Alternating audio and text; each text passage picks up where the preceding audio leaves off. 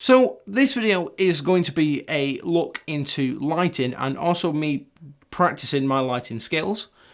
This is the look that I'm planning on going for in my documentary, obviously, depending if we end up making it. So this is my look into lighting. From this to this is just the key light on its own, to something like this.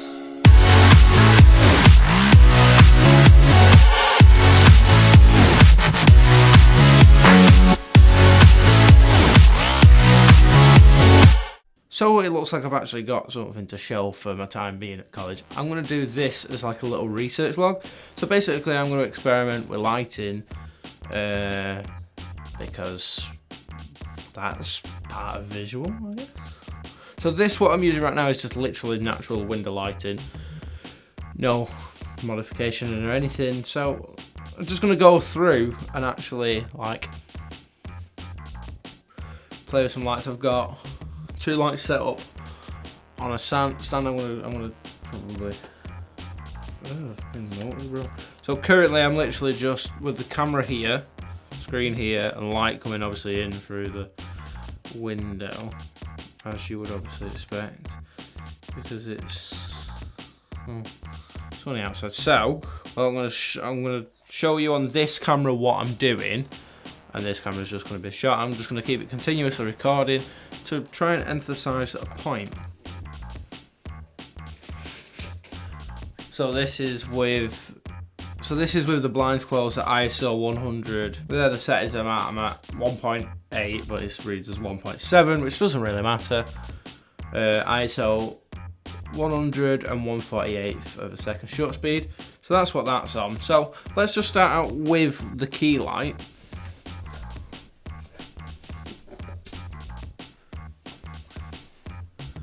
And this is at roughly like 20 or 30% brightness. This is like bright enough.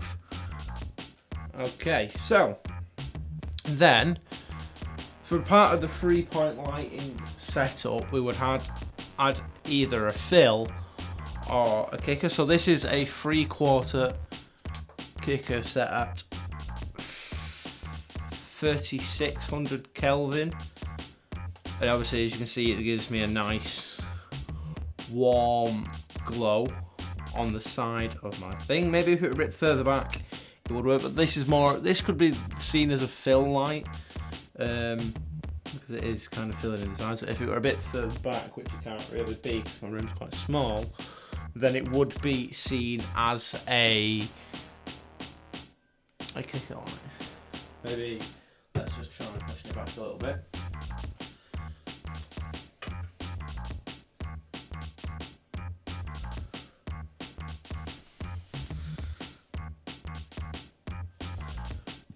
So although,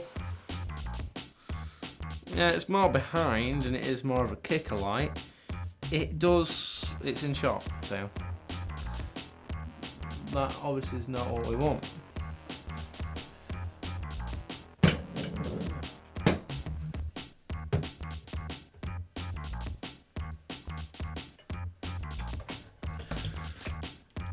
Put it about here. Still in shot.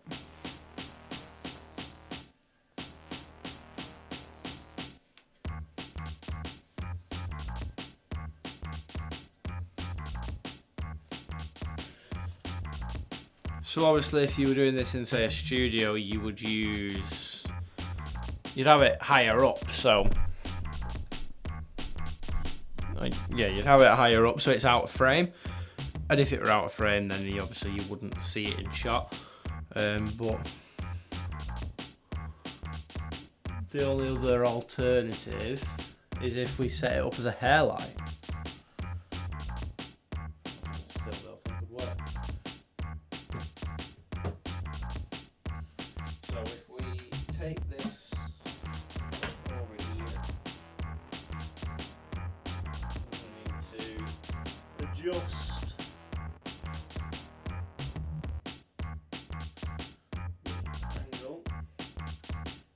if the light stand will allow it,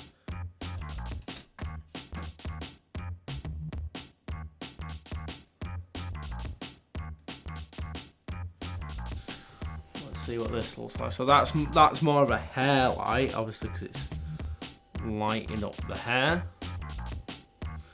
But it is quite, because it's so far away, it's not doing an awfully good job. So here, it needs to be angled a little bit upper. Just adjust the angle a little bit.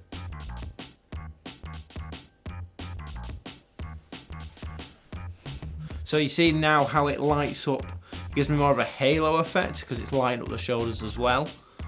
And then if we add this background light,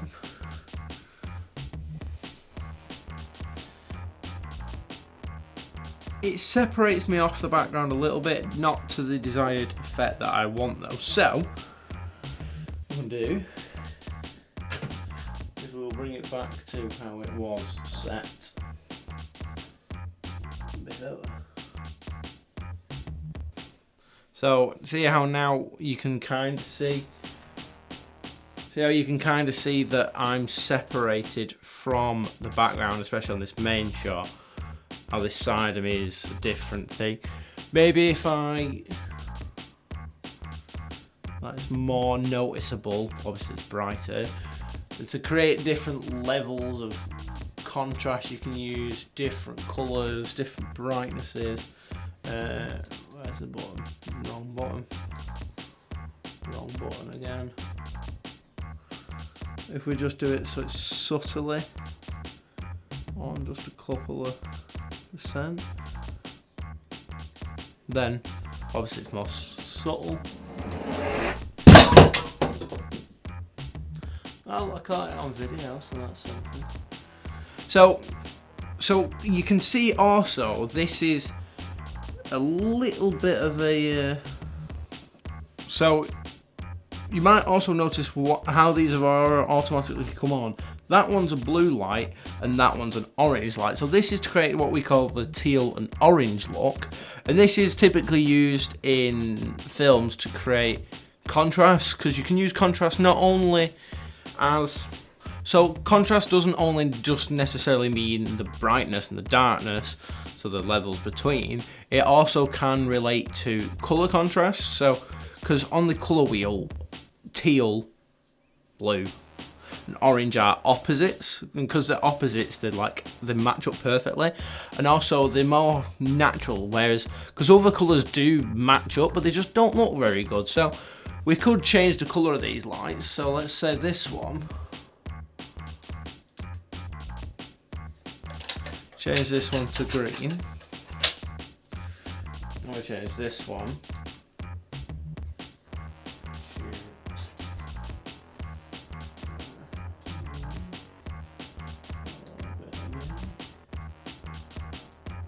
Although it looks kind of cool, it definitely isn't as flattering as some as teal and orange. And teal and orange, if you've ever seen like the film Mad Max, which I don't know, but I've looked at some reference photos, they heavily rely on this sort of colour contrast. Also, if you watch, say, tech YouTubers and stuff, or like people who do videos for, say, YouTube, they will commonly use they would commonly use a blue light in the background and then, say, a orange kicker. So let's go back to how we were. Brighter. Very, very bright, that is one thing for definite. We'll go back to how we were. Blue, we want that. We don't want red. We want green. So this would be a typical look. So I'm going to keep these, but obviously it all depends on what you're shooting. For stylistic purposes, you can do it however you want. Just the teal and orange look is a very popular, common look that you would see in Hollywood films.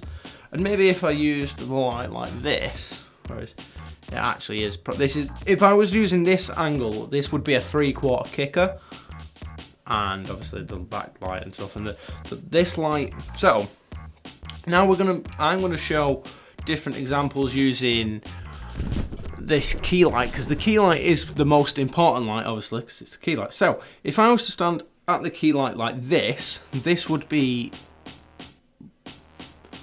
I'm going to say this would be paramount lighting, because the light is directly in front of me and it's hitting the. So if you see, if we use my glasses frame to illustrate, there should be a shadow underneath my nose and underneath my eye ridge, which then allows a nice bit of a drop shadow under my shin, because I'm using a soft light and it's directly in front of me, so it's thing. If I was to stand like this and turn off, if I was to stand like this would be split lighting. More like this. If I was to stand like this would be split lighting, because the light is on the side of my face. It's only lighting up this half. So say how this half is lit up and this half is dark. That is because it would be split light, and obviously this would be backlit because the light's behind you. So for my documentary, I think I'm going to either use.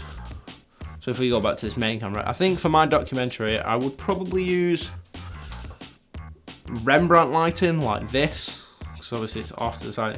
It creates a little bit of contrast, especially if we. On this, it creates more contrast than something, for example, like this.